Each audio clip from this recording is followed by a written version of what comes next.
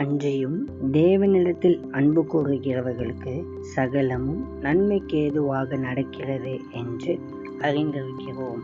ரோமர் 8:28.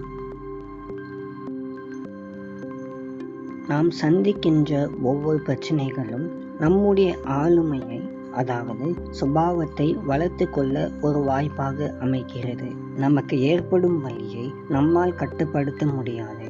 ஆனால் அந்த வலி நம்மை கசப்புணர்வு கொண்டவராக மாற்றப் போகிறதா அல்லது ஒரு சிறந்த மனிதராக மாற்றப் போகிறதா என்பதை நாமே தீர்மானிக்கலாம். அது நம்முடைய முன்னேற்றத்திற்கான ஒரு படிக்கல்லாக அமைய போகிறதா அல்லது ஒரு தடையாக அமைய போகிறதா என்பதையும் நாமே முடிவு செய்கிறோம். நம்முடைய தேவையான சூழ்நிலையிலும் கூட நம்முடைய இரட்சகராகிய இயேசு நம்முடைய நன்மைக்காகவே செயல்பட்டு கொண்டிருக்கிறார் என்பதை நாம் நினைவில் கொள்ள வேண்டும்.